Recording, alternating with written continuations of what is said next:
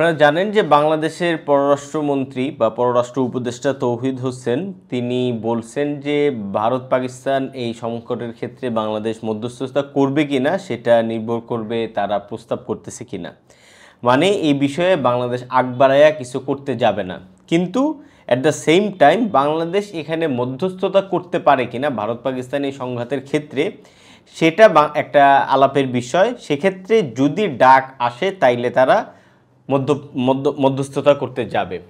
বিষয়টা ইন্টারেস্টিং, কারণ বাংলাদেশের তরফ থেকে সাধারণত বাংলাদেশ যেই ভলিউমের রাষ্ট্র বা যেই ধরনের আন্তর্জাতিক ব্যবস্থায় তার যে পাওয়ার বা তার যে মেকানিজম, এই জায়গা থেকে বাংলাদেশ এই ভারত পাকিস্তানের কনফ্লিক্টের মধ্যস্থতাকারী হবে কি না এই আলাপটা আসলে একটু নতুন ধরনেরই আলাপ।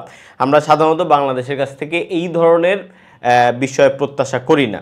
কিন্তু খেয়াল করার বিষয় হইল যে তৌহিদ হোসেন কিন্তু আসলে তার বক্তব্যের যেই মূল যেই প্রতিপাদ্য সেটা কিন্তু এরকম না যে বাংলাদেশ আসলে মধ্যস্থতা করতে চায়।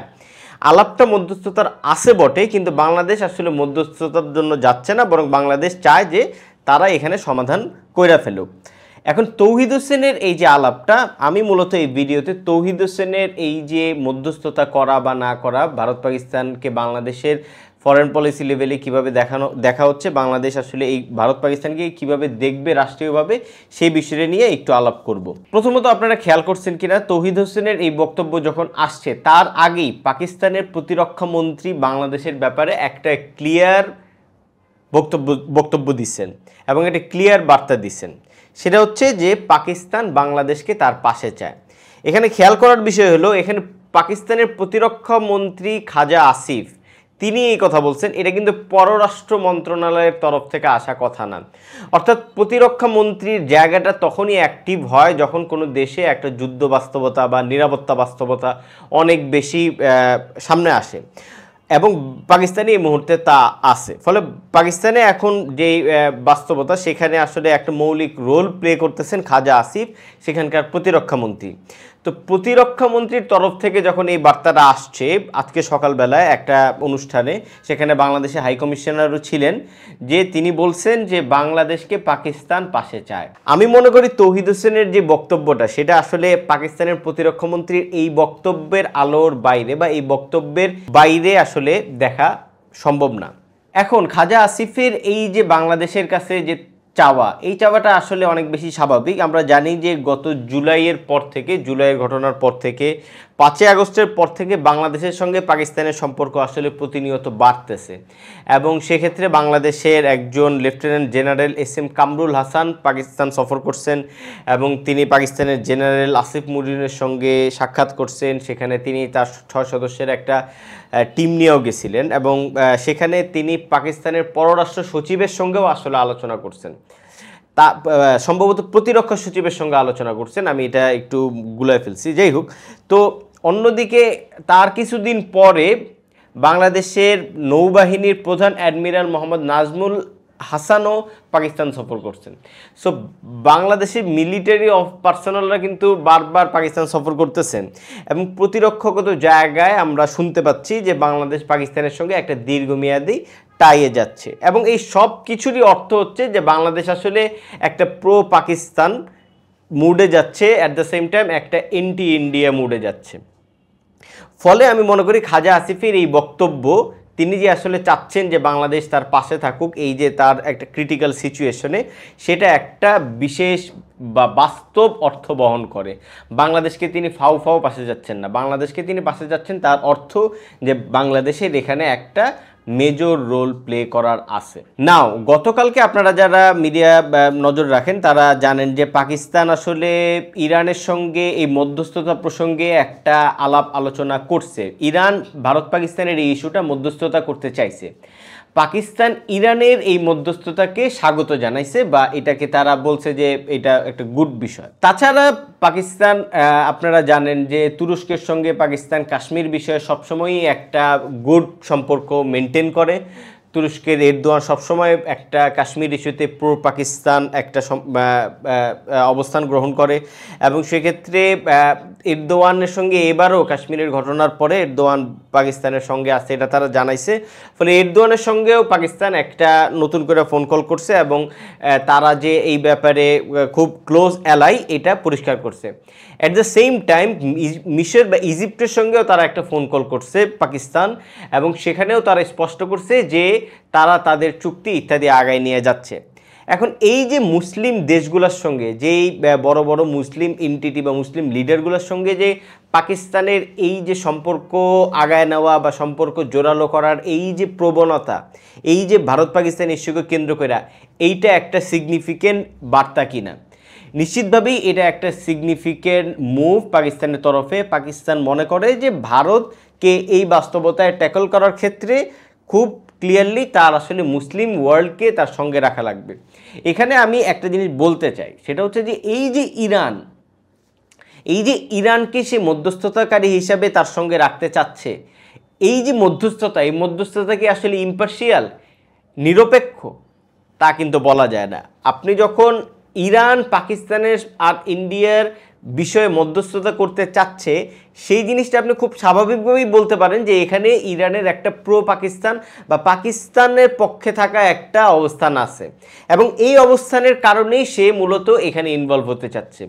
এই যে ইরান এখানে ইনভলভ হবে, তার আলটিমেট সিনারিওটা কি, আলটিমেট পিকচারটা কি? সেটা হলো যে ইরান এই ঘটনায় মধ্যস্থতাকারী হিসেবে আসা মানে এখানে ভারতের যে অ্যালাই রাষ্ট্রগুলো হইতে পারে তারা আসলে ইরানের কারণে এখানে অন্য একটা পক্ষে চলে যাওয়া, ফলে তারা এখানে একটা সিকিউরিটি মেজারমেন্ট ক্লিয়ার হওয়া। ধরেন পাকিস্তানের সঙ্গে যদি ইরান থাকে, তখন ভারতের সঙ্গেও ভারত আসলে এখানে খুব বেশি কিছু করার থাকে না। ফলে এই যে মধ্যস্থতা, এটা আসলে একই সঙ্গে একটা অ্যালায়েন্সও। সেই দিক থেকে যদি আপনি বিচার করেন সেটা, তাইলে বাংলাদেশ যে এই যে পাকিস্তানের ব্যাপারে মধ্যস্থতা করবে কি করবে না, এটাও আসলে একটা বিশেষ বাস্তবতা, যেখানে আসলে বাংলাদেশ যখন প্রো পাকিস্তান একটা রোল গত কয়েক মাস ধরে প্লে করে আসতেছে, সেই বাস্তবতায় বাংলাদেশ যদি মধ্যস্থতা করতে চায়, সেটা আসলে খুব ক্লিয়ারলি বাংলাদেশ পাকিস্তানের পক্ষ হইয়া এইখানে একটা কিছু করার জন্য নামতেছে।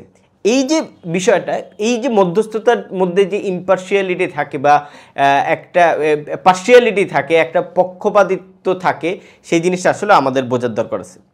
নাও কথা হইলো যে পাকিস্তান তাইলে এই রকমের এই যে মুসলিম ওয়ার্ল্ড বলেন বা বাংলাদেশ ইভেন বলেন, এই যে রাষ্ট্রগুলোকে তার সঙ্গে চাইতেছে কেন, এটার একটা বিগার পিকচার আছে। সেটা আমি গতকালকের ভিডিওতে দাবি করছিলাম। সেটা হচ্ছে যে আমি বলতে চাইছি যে এই ঘটনায় ভারতের এই যে কাশ্মীরের যে জঙ্গি হামলা বা পেহেলগামে যে জঙ্গি হামলা, এই ঘটনাটা পাকিস্তান যেভাবে দেখতেছে, পাকিস্তানের প্রতিরক্ষা মন্ত্রীরা যেভাবে এই ব্যাপারটায় বিবৃতি দিতেছে যে এই ঘটনাটা ভারতের সাজানো নাটক, এবং এই ঘটনাটা ভারত ঘটাইছে আমেরিকাকে ডাইকা আনার জন্য, যে আমেরিকাকে এখানে ইনভলভ করার জন্য। ফলে আমেরিকা এখানে ইনভলভ হইতে আমেরিকার কোনো আপত্তি নাই। ফলে ইসলামী টেররিজম জাতীয় পাকিস্তান ইসলামী টেররিজমকে মদত দান করে, এই ধরনের কিছু আলাপ আলোচনা তুইলা এখানে আমেরিকাকে ইনভলভ করা হইলে, আমেরিকা যদি এখানে ইনভলভ হয়, সেক্ষেত্রে ভারত আর আমেরিকা একটা জোট হয়।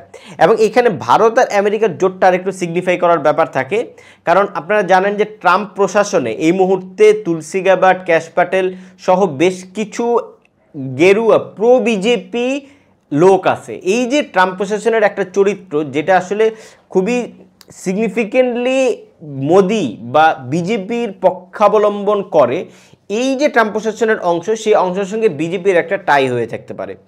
এই যে বিজেপির সঙ্গে ট্রাম্প প্রশাসনের এই যে টাই বা এই যে একটা একজোট হওয়ার যে বাস্তবতা, এইটা এখানে নিয়ে আইসা পাকিস্তানকে নানাভাবে ধরার, পাকিস্তানকে নানা ধরনের প্রশ্নের সম্মুখীন করার চেষ্টা করা হইতে পারে।